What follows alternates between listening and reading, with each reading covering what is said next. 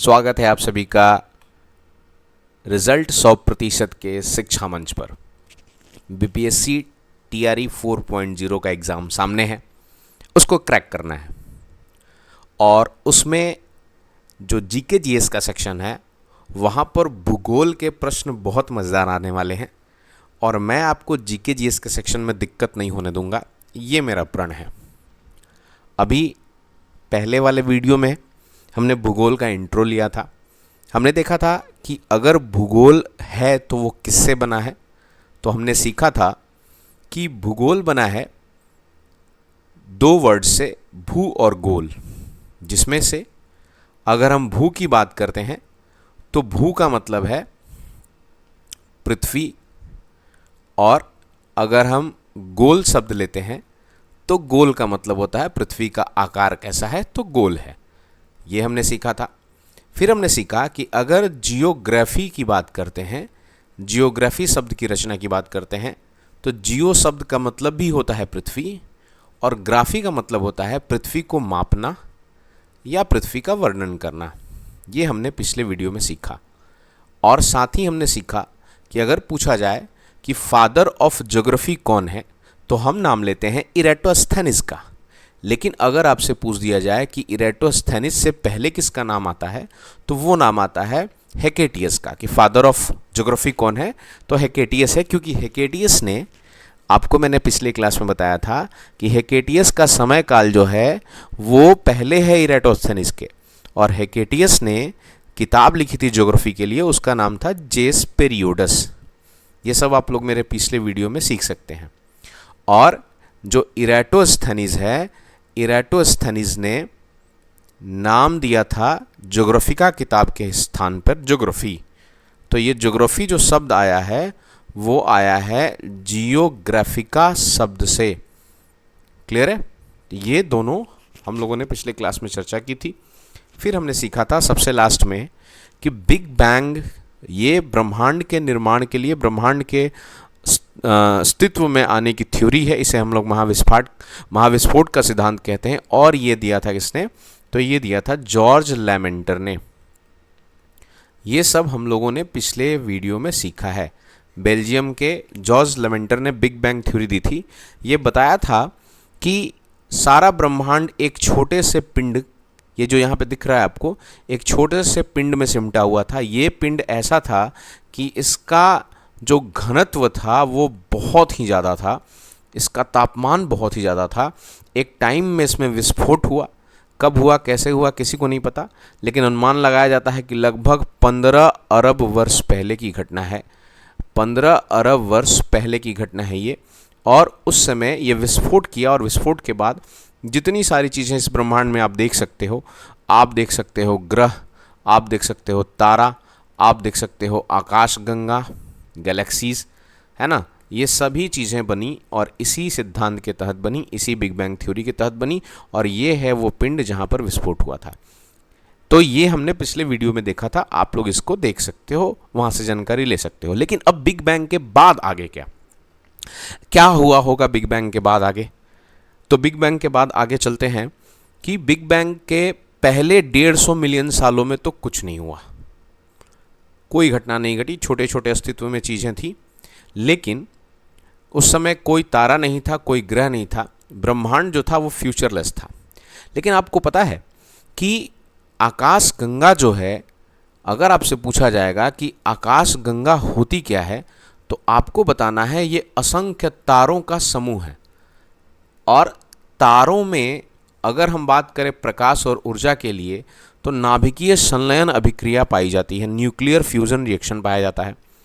तो उसके लिए हाइड्रोजन का और हीलियम का होना बहुत ज़रूरी है। ध्यान रखेंगे, नाभिकीय संलयन के लिए हाइड्रोजन और हीलियम का होना बहुत ज़रूरी है। तो ब्रह्मांड की जो निर्माण की प्रक्रिया है, उस प्रक्रिया में एक टाइम था जब कोई गैलेक्सी, कोई तारा, कोई ग्रह नहीं था और ब्रह्मांड पूरा का पूरा फ्यूचरलेस था। लेकिन उसके समय गुजरने के साथ साथ हाइड्रोजन और हीलियम के निर्माण हुए, हाइड्रोजन और हीलियम के जैसे तत्व बने और उनके गैस के गोलों का जो जमावड़ा होने लगा, बादल बनने लगे। और उस बादल को, उस जमावड़े को हम लोगों ने कहा निहारिका नेबुला। मतलब ये निहारिका और नेबुला क्या होती है, ये वो जगह है जिसको हम लोग फैक्ट्री ऑफ स्टार्स कहते हैं, इसको तारों की फैक्ट्री कहते हैं। ये वो जगह है जो हाइड्रोजन और हीलियम के साथ साथ डस्ट का धूल कण का बादल है, और उसी बादल में न्यूक्लियर फ्यूजन रिएक्शन यानी कि नाभिकीय संलयन अभिक्रिया जब शुरू हो जाती है तो तारों का निर्माण शुरू होता है। तो जब बिग बैंग हुआ तो बिग बैंग के बाद क्या अस्तित्व में आया, तो निहारिकाएं अस्तित्व में आई, हाइड्रोजन और हीलियम अस्तित्व में आए, और सबसे ज़्यादा अगर पूछा जाए कि सर्वाधिक कौन सा ब्रह्मांड में तत्व है, सर्वाधिक तत्व पूछ दिया जाएगा तो आपका आंसर होगा हाइड्रोजन। इसे फ्यूचर फ्यूल भी कहते हैं, इसे भविष्य का ईंधन भी कहते हैं हाइड्रोजन को, ये भी ध्यान रखेंगे आप लोग।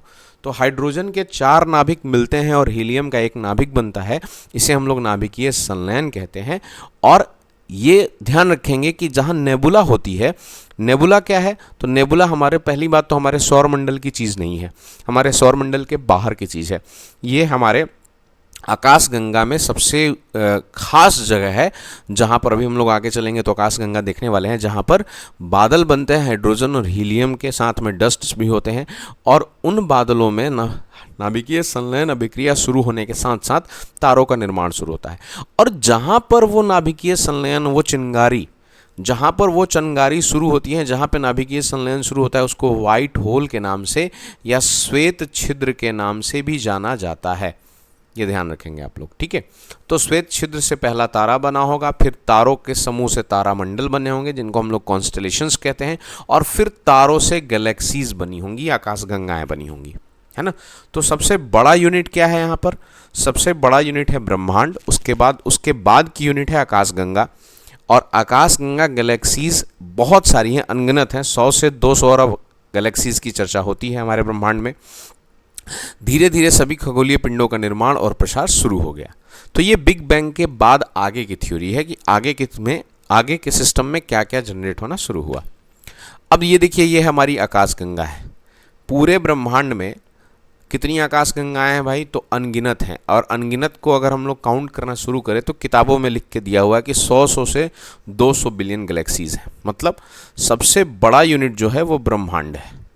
ब्रह्मांड के बाद दूसरा जो यूनिट है वो है आकाशगंगा। और आकाशगंगा का मतलब है किससे निर्माण हुआ है इसका, तो तारों से निर्माण हुआ है, तारों से निर्मित है ये। और तारे जो होते हैं उन तारों का अपना हो सकता है कि सौर परिवार हो, और उस सौर परिवार में हो सकता है कि कोई पृथ्वी नामक ग्रह हो, है ना। तो ये है हमारा पूरा ट्रैक ब्रह्मांड से पृथ्वी तक पहुंचने का। ये जो आप देख रहे हो ये हमारी गैलेक्सी है। हमारी जो गैलेक्सी है वो गैलेक्सी सर्पीले आकार की होती है। उसका आकार कैसा होता है, सर्पीला आकार, स्पाइरल जैसा। और आप लोग देखो गुड नाइट कोयल के जैसा। ये इसका केंद्र बिंदु है, और ये देखिए कोयल धीरे धीरे बड़ा हो रहा है, ये कोयल धीरे धीरे बड़ा हो रहा है। तो ये है आकार हमारी किसका, हमारी गैलेक्सी का, हमारी आकाशगंगा का। ऐसी अनगिनत हैं आकाशगंगाएं। इसका मतलब ये है कि अगर हम ब्रह्मांड को निराकार मानते हैं तो ये आकार हो गया ब्रह्मांड का। इसका कोई आकार नहीं है, ये बस मैंने एक आपको ग्राफ करके समझाया है। और इसमें कई ऐसी गैलेक्सीज हैं जो ऐसे निर्मित हो सकती हैं। सर्पिलाकार भी हो सकती हैं, गोलाकार भी हो सकती हैं, है ना। ये सब गैलेक्सीज हैं। और ये सारी गैलेक्सीज हैं कितनी, तो एक तरह से अनगिनत कह सकते हैं, लेकिन अगर काउंट पूछ दिया जाए तो 100 से 200 बिलियन गैलेक्सीज हैं। और इस गैलेक्सीज में ये जो आप देख रहे हो ये छोटे छोटे तारे हो सकते हैं, और इनके साथ यहाँ पर ये इस गैलेक्सी का सेंटर पॉइंट हो सकता है। ये सबसे बाहरी भुजा हो सकती है, गैलेक्सी की सबसे बाहरी भुजा हो सकती है। तो हमारी जो गैलेक्सी है उसके बारे में पूछा जाता है कि हमारी गैलेक्सी, पृथ्वी की गैलेक्सी, हमारे सौरमंडल की गैलेक्सी जो है उसका नाम है मिल्की वे। उसका नाम है मिल्की वे। जब आप देखोगे पृथ्वी से ध्रुवों के तरफ से देखोगे तो आपको दिखेगा कि दुधिया गंगा की तरह गई हुई है, इसीलिए इसको हम लोग दुग्ध मेखला भी कहते हैं। इसे हम लोग दुग्ध मेखला भी कहते हैं। इसका एक और नाम है, इसको हम लोग मंदाकिनी भी कहते हैं। और इसका आकार कैसा है, तो इसका आकार है सर्पिलाकार। इसका आकार कैसा है, तो सर्पिलाकार है। ये है हमारी गैलेक्सी।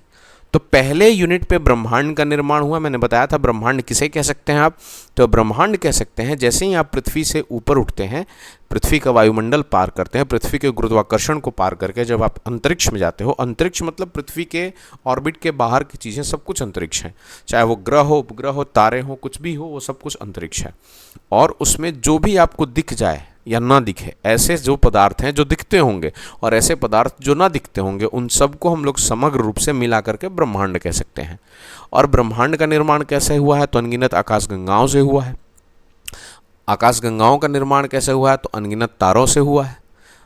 तारों में सूर्य भी एक तारा हो सकता है, तारों में अपने सूरज के साथ साथ और भी तारों का सौर परिवार हो सकता है, और हमारे सौर परिवार में हमारा ग्रह जो है वो पृथ्वी है। ये है आकाशगंगा का सिस्टम। और इसमें हम लोग क्या क्या सीख सकते हैं, तो अगर हम लोग मिल्की वे की पूरी विवेचना करें, जो कि आपके पीजीटी और टीजीटी तक का सवाल पूछा जाता है, थोड़ा ध्यान दीजिएगा। हमारी जो गैलेक्सी है वो है मिल्की वे। इसे मंदाकिनी कहते हैं, क्षीर मार्ग कहते हैं, या दुग्ध मेखला कहते हैं, या स्वर्ग गंगा भी कहते हैं। इसका आकार कैसा है, तो स्पाइरल है, सर्पिलाकार है। इसका जो डायमीटर है, इसका व्यास जो है वो 1 लाख से लेकर 2 लाख प्रकाश वर्ष तक है। इतनी दूरी है। आपको मैंने बताया था कि एक प्रकाश वर्ष क्या होता है, तो खगोलीय पिंडों के बीच दूरी ज्ञात करने की इकाई है। एक प्रकाश वर्ष बराबर होता है 9.461 गुणे 10 के पावर 12 किलोमीटर, और अगर 15 कर देंगे तो मीटर। तो हमारी जो सर्पिले आकार आकाशगंगा का जो व्यास है, उसका व्यास मतलब अगर हम लोग यहाँ से लेकर के यहाँ तक पूरा व्यास पार करके यहाँ तक आते हैं, तो वो है 1 लाख से 2 लाख प्रकाश वर्ष की दूरी है। ठीक है, ये समझ में आ गया आपको। और समझिएगा कि इस पूरे आकाशगंगा में ये वाला हिस्सा जो है, ये वाला हिस्सा इसका केंद्र पॉइंट है, इसको हम लोग केंद्र बिंदु कहेंगे, और इसको कहते हैं न्यूक्लियर बल्ज। इसको नाम दिया जाता है न्यूक्लियर बल्ज। तो कोई पूछेगा बल्ज क्या है पूरे हमारे आकाशगंगा में, तो केंद्र बिंदु को हम लोग बल्ज कहते हैं। अच्छा, ये आकाशगंगा में शुरू होने वाली सबसे पहली भुजा है। ये देखिए ध्यान से, ये हमारे आकाशगंगा की सबसे पहली भुजा है। ध्यान रखेंगे, इस पहली भुजा का नाम है करीना।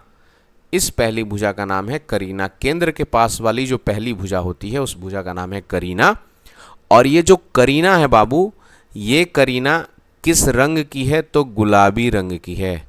किस रंग की है, तो गुलाबी रंग की है। करीना लड़की का नाम है। लड़कियों को कौन सा रंग सबसे ज़्यादा पसंद होता है, तो गुलाबी। तो करीना गुलाबी रंग की है। उसके बाद जो दूसरी भुजा है, थोड़ा और ध्यान देखेंगे, उसके बाद जो दूसरी भुजा है, ये वाली भुजा जो है, ये वाली भुजा जो है, ये और इसके बीच में ये वाली भुजा जो है, ये 3 भुजाएं हैं। इसकी दिख रही होंगी आप लोगों को। ये इसको बाहरी भुजा कर दीजिए, और ये इसको सेकंड वाली भुजा कर दीजिए। ये जो सेकंड वाली भुजा है, इसका नाम है ओरियन। इसका नाम है ओरियन। और हमारा जो सूरज है, इसी ओरियन पे है। यहाँ पे मैं गहरा डॉट दे रहा हूँ। हमारा जो सूरज जो है, हमारा जो सौर मंडल है, वो सूरज है, सौर मंडल है। यह हमारी पृथ्वी भी कह सकते हैं। वो हमारी आकाशगंगा की किस भुजा पे है, तो ओरियन पे है। ये है ओरियन, ध्यान रहेगा। उसके बाद आगे की भुजा है, जो तीसरी आगे की भुजा निकली हुई है, इसको बोला जाता है पर्सियस। इसका नाम है पर्सियस। तीनों भुजाओं का पर्सियस, तीनों भुजाओं का रंग पूछता है। ओरियन का रंग जो कैसा होगा, तो ये नारंगी रंग की होती है, और पर्सियस का रंग कैसा होगा, तो ये नीले रंग की होती है, नीले रंग की।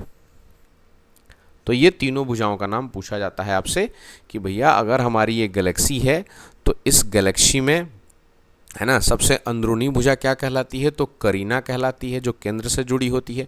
उसके बाद दूसरी भुजा क्या कहलाती है, तो ओरियन कहलाती है।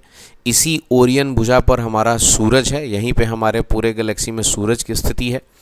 और इसके केंद्र बिंदु को हम लोग क्या कहते हैं, तो न्यूक्लियर बल्ज कहते हैं। बल्ज याद रखेंगे। इसके बाद तीसरी भुजा जो बाहर की तरफ निकलती है, इसको हम लोग क्या कहते हैं, पर्सियस कहते हैं। तो पर्सियस का रंग किस रंग का होता है, नीले रंग का। ओरियन का रंग किस रंग का होता है, नारंगी रंग का। और ये गुलाबी रंग की होती है करीना। क्लियर है। और इस गैलेक्सी में जहाँ भी है ना। ये पीला डॉट आप देखोगे, जहाँ भी आपको बादल दिखेंगे, ये बादल दिखेंगे, ये बादल होते हैं नेबुला या निहारिका। ये होते हैं नेबुला या निहारिका। ये नेबुला या निहारिका, ये वो बादल हैं जहाँ पर तारों का निर्माण शुरू होता है। क्लियर है सबको? अच्छा, हमारे इस गैलेक्सी के सबसे निकटतम गैलेक्सी का नाम है एंड्रोमेडा, जो हमसे 22 लाख प्रकाश वर्ष दूर है। और एंड्रोमेडा का हिंदी नाम हम लोग लिखते हैं देवयानी। देवयानी आकाशगंगा, जो हमारी आकाशगंगा के सबसे नज़दीक वाली है। तो बच्चे, सबसे बड़े आकार में ब्रह्मांड है जो निराकार है। उसके बाद ब्रह्मांड का निर्माण किससे होता है? तो निर्माण होता है आकाशगंगाओं से। आकाशगंगाओं का निर्माण कैसे होता है? तो आकाशगंगाओं का निर्माण होता है अनगिनत तारों से, असंख्य तारों से। हमारी आकाशगंगा जो है वो, उसका नाम है मिल्की वे या दुग्ध मेखला या क्षीर मार्ग या स्वर्ग गंगा। उसका आकार सर्पिलाकार है। उसका व्यास पूछा जाए तो 1 लाख से लेकर 2 लाख प्रकाश वर्ष तक उसका व्यास है। उसका जो केंद्र है उसको कहते हैं बल्ज। उसकी पहली भुजा जो है वो है करीना, उसका रंग गुलाबी होगा। उसकी दूसरी भुजा जो है वो है ओरियन, उसका रंग नारंगी होगा। उसकी तीसरी भुजा जो है उसका नाम है पर्सियस, वो नीले रंग की होगी। और इसमें सबसे बाहर के क्षेत्र में जो बादल बनते हैं डस्ट के या हाइड्रोजन के, हीलियम के, उसको कहते हैं निहारिका या नेबुला, जहाँ पर तारों का निर्माण शुरू होता है।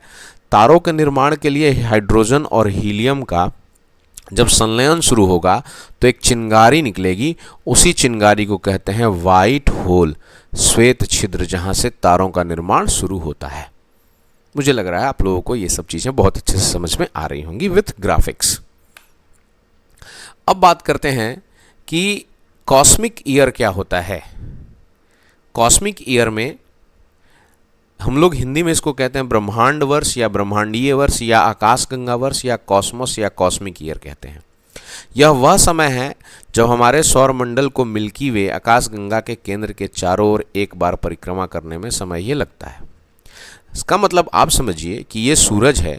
सूरज के चारों तरफ हमारी पृथ्वी तो घूम रही है, लेकिन सूरज हमारे पूरे सौरमंडल के साथ इस आकाशगंगा के केंद्र यानी कि बल्ज का चक्कर लगा रहा है। ये जो बल्ज है, इस बल्ज का चक्कर कौन लगा रहा है? तो बल्ज का चक्कर लगा रहा है सूरज हमारे पूरे सौरमंडल के साथ। और जब वो इसका एक चक्कर पूरा कर लेगा तो उस एक चक्कर को हम लोग कहते हैं ब्रह्मांड वर्ष। जैसे पृथ्वी एक चक्कर पूरा करेगी सूरज का तो उसे हम लोग 1 साल कहते हैं, लेकिन यहाँ पर हम बात कर रहे हैं कि पृथ्वी का 1 साल नहीं, सूरज पूरा एक चक्कर लगा ले इस बल्ज का, हमारे आकाशगंगा के केंद्र का, तो उसको हम लोग कहते हैं ब्रह्मांड वर्ष या कॉस्मिक ईयर। अब एक कॉस्मिक ईयर कितने का हो सकता है भाई? तो 250 मिलियन पृथ्वी के साल के बराबर या 25 करोड़ साल के बराबर। करोड़ में लिखेंगे तो 25 करोड़ लिखेंगे, मिलियन में लिखेंगे तो 250 मिलियन। और किस स्पीड से सूरज घूमता है? तो 220 किलोमीटर पर सेकंड के स्पीड से घूमता है। मतलब सूरज भी अपने अक्ष पे घूम रहा है, जैसे पृथ्वी, जैसे दूसरे सभी ग्रह घूम रहे हैं अपने अक्ष पे, उस तरह से सूरज भी अपने अक्ष पे घूम रहा है। और वो अपने बल्ज के, अपने आकाशगंगा के केंद्र के चारों तरफ किस स्पीड से घूम रहा है? तो 220 किलोमीटर पर सेकंड की स्पीड से घूम रहा है और अपने पूरे सौर परिवार के साथ घूम रहा है। इसको कहा गया है एक ब्रह्मांड वर्ष या 1 कॉस्मिक ईयर। क्लियर है? 25 करोड़ साल लगेंगे। अब आप लोग देखो कि भाई जब निहारिका तारों का निर्माण करती है तो तारे आणविक बादलों से बनते हैं। हाइड्रोजन और हीलियम, इन दोनों का होना ज़रूरी है। और जहाँ से ये निर्माण शुरू होता है उसको हम लोग कहते हैं वाइट होल। वाइट होल मतलब जहाँ संलयन शुरू हो, संलयन शुरू हो उसे हम लोग वाइट होल कहते हैं। और जो प्रारंभिक तारा बनता है, ये देखिए, ये गैस के बादल हैं। इन गैस के बादलों में जहाँ से चिंगारी निकलनी शुरू हुई है उसको हम लोग कहते हैं प्रोटोस्टार। प्रारंभिक तारा जहाँ से बनना शुरू हुआ है तारा, उसे हम लोग कहते हैं प्रोटोस्टार। तो ये है तारों के निर्माण की कहानी कि तारे कैसे बनते हैं। तो तारे नेबुला या निहारिका से बनते हैं। नेबुला या निहारिका को हम लोग स्टार की फैक्ट्री कह सकते हैं, स्टार की फैक्ट्री। ठीक है, सबको क्लियर है निहारिका?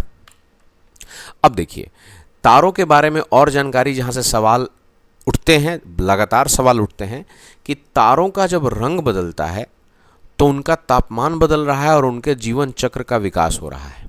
आप देखो ध्यान से, जो सबसे बाहर का तारा है, जो हॉटेस्ट है, सबसे गर्म है, वो ब्लू कलर का है।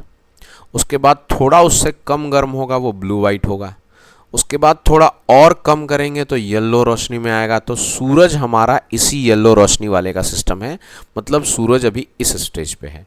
थोड़ा उससे कम और गर्मी करेंगे तो ऑरेंज आएगा, और सबसे कम गर्मी वाले तारे किस रंग के होते हैं? लाल रंग के होते हैं। तो ये जो तारों का जो रंग है ये बदल रहा है, तो ये उनके बदलते तापमान और उनके एज का, जीवन चक्र का और विकास का संकेत देता है। तो उम्र की जानकारी भी रंग से, तारों का रंग सूचक होता है। सूचक होता है, किस चीज़ का सूचक होता है? तो सूचक होता है ये उम्र का, एज का और उनके तापमान का। जैसे आप लोग देखो कि जब तापमान का, जब कोयला आप देखोगे, काले रंग का कोयला आप आग में डालते हो, भट्टी में डालते हो, तो सुलगना शुरू करता है तो हल्का लाल, फिर ज़्यादा लाल, फिर हल्के ऑरेंज चमक पे उसकी चमक होती है, फिर येलो चमक से उसकी चमक बढ़ती है, उसके बाद उसका फ्लेम वाइटिश हो जाता है, फिर उसके सबसे ऊपरी फ्लेम में ब्लूइश कलर आ जाएगा। तो ये ब्लू कलर जो दिख रहा है ये सबसे गर्म तारों के लिए है, और सबसे ठंडे तारों की शुरुआत लाल तारे से होती है। और बीच में अगर सूरज के बारे में पूछा जाएगा कि सूरज का जो कलर है वो किस कलर का है, तो येलो कलर का है, याद रखोगे। ठीक है। इसके बाद सूरज से भी एक चमकदार तारा होता है साइरस। हमारे आकाश में सबसे चमकदार तारा जो है वो है साइरस। साइरस को हम लोग कहते हैं डॉग स्टार, और ये सर्वाधिक चमकीला है। तो सर्वाधिक चमकीला है, इसका मतलब ये सूरज से ज़्यादा चमकता है। तो इसका कलर जो है वर्तमान में किस स्टेज पे है? वाइट और ब्लू का ये मिश्रण है, वाइट ब्लू मिश्रण के साथ है, इसीलिए इसकी चमक सूरज से ज़्यादा है। और सूरज का स्टेज कलर के हिसाब से किस कलर का होगा? तो येलो कलर का होगा। सबसे ठंडे तारा में किस कलर होते हैं, कौन सा कलर होता है? तो लाल कलर होता है। ठीक है, आगे बढ़ते हैं, इसी कंसेप्ट को बढ़ाते हैं। अब कुछ इंपॉर्टेंट तारामंडलों के बारे में जानकारी लेते हैं, जो हमको अलग अलग जगहों पे दिखते हैं, अलग अलग रंग से दिखते हैं, अलग अलग आकार से दिखते हैं। तो हमारे उत्तरी आकाश में, उत्तरी गोलार्ध का मतलब है हमारे उत्तरी आकाश में ये तारा दिखता है इस कलर का, इस शेप का, है ना, ये देख रहे हैं शेप, इसको कहते हैं उर्सा मेजर या बिग डीपर या ग्रेट बियर। ये तारा है और इसका समूह तारामंडल कहलाएगा, कॉन्स्टलेशन कहलाएगा। तो ये है उत्तरी आकाश में दिखने वाला, इसे बिग डीपर भी कहते हैं, उर्सा मेजर भी कहते हैं, और इसी का हिस्सा बनता है तो उर्सा माइनर भी होता है। इस छोटे हिस्से को, यहाँ से लेकर के यहाँ तक के हिस्से को उर्सा माइनर भी कहते हैं। और इसके दूसरे नाम कौन कौन से हैं? उर्सा मेजर, बिग डीपर और ग्रेट बियर। ये कहाँ होता है? तो ये उत्तरी आकाश में उगता है। दक्षिणी आकाश में एक तारा है, एक तारामंडल है जिसे हम लोग कहते हैं सेंटोरस। सेंटोरस, ये आप देख रहे होंगे, ये अश्व मानव है, नीचे का जो हिस्सा है वो घोड़े का है, ऊपर का जो हिस्सा है वो मानव का है। तो सेंटोरस दक्षिणी आकाश में स्थित सबसे बड़ा चमकीला तारामंडल है, और एक पौराणिक प्राणी को दर्शाता है जिसका धड़ मानव जैसा तथा शरीर घोड़े पर स्थित है, घोड़े के शरीर के जैसा है। ये इसका आकार है, इसको कहते हैं सेंटोरस। तो कई अलग अलग तारे मिल करके एक आकृति बना देते हैं, तो ये सेंटोरस है। उसके बाद पूरे हमारे ब्रह्मांड में अब तक का सबसे बड़ा ज्ञात तारामंडल जो है वो है हाइड्रा। ये सबसे बड़ा ज्ञात है और ये दक्षिणी गोलार्ध में, दक्षिणी आकाश में है। इसे अक्सर जल सर्प या समुद्री सर्प के रूप में देख रहे हैं। यहाँ से ये कैसे सांप की आकृति में है, तो ये जल सर्प या समुद्री सर्प के जैसे देखा जाता है। ये दक्षिणी आकाश में है और इसका नाम है हाइड्रा। ये सबसे बड़ा ज्ञात अब तक का हमारा तारामंडल है। उसके बाद उत्तरी आकाश में एक सिपाही के जैसा जो हाथ में ढाल और तलवार लिए हुए है, यह है ओरायन। इसका नाम पौराणिक शिकारी के नाम पर रखा गया है, इसे द हंटर के नाम से भी जाना जाता है। और इसमें जो ये तीन चीज़ें हैं, इन तीन को ओरायन बेल्ट कहते हैं। इन तीन तारों को ओरायन बेल्ट कहते हैं, जो तीन चमकीले तारों की पंक्ति है। ये है ओरायन बेल्ट, जो इस शिकारी का बेल्ट बनता है। अब देखिए, ये है तारों का जीवन चक्र। अगर तारे बनते हैं, तारों का जन्म होता है, तो तारों की मृत्यु भी होती है। इस ब्रह्मांड ने जिनको बनाया है उनको नष्ट भी करता है ब्रह्मांड, नई चीज़ों का निर्माण होता है, पुरानी चीज़ों का खात्मा होता है। तो ये है तारों का लाइफ साइकिल, जीवन चक्र इसे हम लोग कहेंगे कि तारों का जीवन चक्र कैसे डेवलप होता है, कैसे विकसित होता है। तो जो ये गैसीय गोला है, इस गैसीय गोला को नेबुला कहा गया है। इसके बाद जो पहला तारा बनता है, जहाँ से आग लगनी शुरू होती है, जिसे मैंने कहा था वाइट होल, यहाँ से आग लगनी शुरू होती है, यहाँ से संलयन प्रारंभ होता है, संलयन प्रारंभ होता है। तो इसी संलयन में सबसे पहला जो तारा बनता है वो होता है प्रोटोस्टार। उसके बाद टी तौरी फेज आता है। अब यहाँ पे दो तरह के तारे डेवलप होते हैं। एक जो मध्यम लाल कलर से शुरू होते हैं, जैसे हमारा सूरज है, ये सूरज का स्टेज है।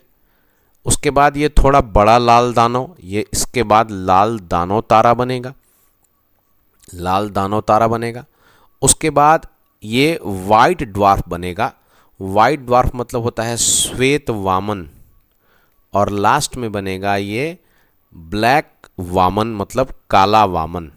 ये है एक तारे का लाइफ स्टाइल। लेकिन इसी में दूसरे तारे भी बनते हैं जिनकी चमक ज़्यादा होती है, जो सूरज से भी ज़्यादा बड़े होते हैं। ये सूरज है, ये सूरज से ज़्यादा बड़ा है, इसकी चमक और ज़्यादा है। ये रेड सुपर जाइंट बनता है, लाल महादानव बनेगा ये लाल महादानव बनेगा। उसके बाद ये बनता है सुपरनोवा। सुपरनोवा को हम लोग बोलते हैं अभिनव तारा। सबसे ज़्यादा हमारी परीक्षाओं में यही पूछा जाता है कि अभिनव तारा क्या है, तो इसे हम लोग विस्फोटी तारा बोलते हैं। ये वो तारा होगा जब विस्फोट करेगा, तो विस्फोट के बाद बनेगा न्यूट्रॉन स्टार और ब्लैक होल। तो ब्लैक होल सबसे ज़्यादा फेमस है। ब्लैक होल जिसे हम लोग कृष्ण छिद्र बोलते हैं। तारों की मृत्यु होती है कृष्ण छिद्र पर, तारों का जन्म होता है श्वेत छिद्र पर, वाइट होल जिसे हम लोगों ने श्वेत छिद्र कहा था। और तारों की मृत्यु या तो श्वेत वामन और काला वामन तारा भी हो सकता है, या फिर सीधे हम लोग याद रखेंगे ब्लैक होल। लेकिन ब्लैक होल बनने से पहले उसकी चमक सबसे ज़्यादा होती है, सबसे ज़्यादा होती है। जब दिया बुझने वाला होता है उस समय बहुत ज़्यादा फड़फड़ाता है, तो उसकी फड़फड़ाहट को कहेंगे हम लोग अभिनव तारा या सुपरनोवा। ये लास्ट स्टेज है जब तारा अपनी चमक सबसे ज़्यादा रखता है, तापमान सबसे ज़्यादा रखेगा, और इसे विस्फोट की कैटेगरी में माना जाएगा। और इसके बाद जब ये ब्लास्ट करना है, तो इसके ब्लास्ट के बाद न्यूट्रॉन स्टार बनेगा या फिर बन सकता है ब्लैक होल। तो ये एक तारे का जीवन चक्र होता है। और अभी हमारा सूरज जो है वो लो मीडियम वाले स्टेज में है। सूरज यहाँ पर लाल तारा है। लाल तारे से सूरज आगे बढ़ेगा तो लाल दानव तारा बनेगा। उसके बाद इसके क्षणिक परिवर्तन होने के बाद ये वाइट ड्वार्फ बनेगा, फिर ब्लैक ड्वार्फ बनेगा। तो ये दो तारों के बारे में कहा गया है। एक तारे जो थोड़े छोटे हैं और एक तारे जो थोड़े बड़े हैं। तो जो बड़े तारे होंगे वो आगे जाके सुपरनोवा बनेंगे और आगे जाके ब्लैक होल बन जाएंगे। मुझे लग रहा है आप सबको बहुत अच्छे से समझ में आ रहा होगा। ग्राफिक्स के साथ समझने में ज़्यादा आसानी हो जाती है। अब ये जो ब्लैक होल है ये क्या होता है, इसमें क्या क्या चीज़ें पूछी जा सकती हैं आपके लिए, आपके सवाल के लिए।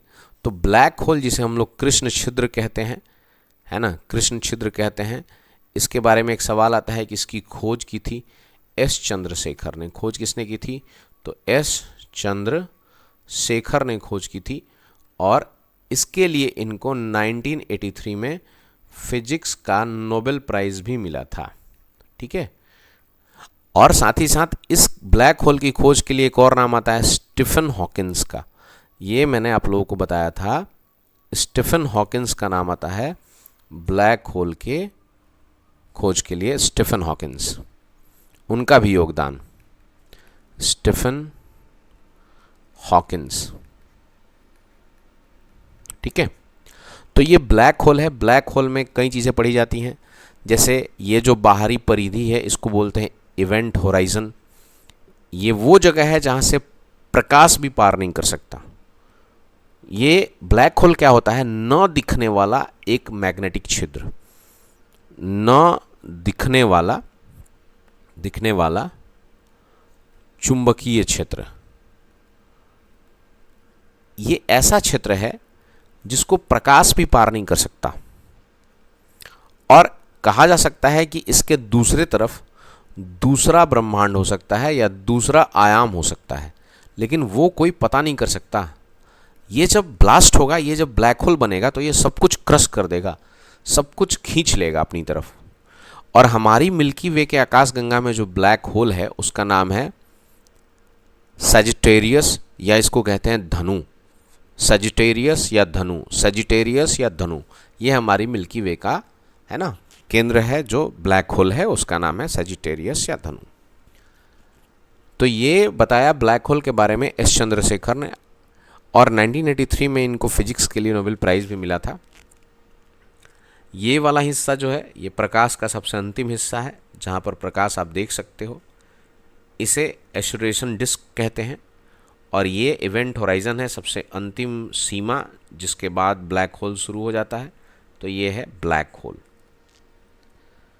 तो बच्चे, आज का वीडियो कैसा लगा आप मुझे कमेंट करके ज़रूर बताइएगा। अगर आपको लगता है कि ये इन्फॉर्मेशन सटीक है और आपके प्रश्न बनाने में आपको मदद करेगी, तो आप चैनल को सब्सक्राइब करें, वीडियो को लाइक करें और दोस्तों के साथ शेयर करें। ज़्यादा से ज़्यादा लोगों तक वीडियो पहुंचाएं ताकि ज़्यादा से ज़्यादा लोगों को लाभ मिल सके। मिलते हैं अगले क्लास में, तब तक के लिए जय हिंद, जय भारत।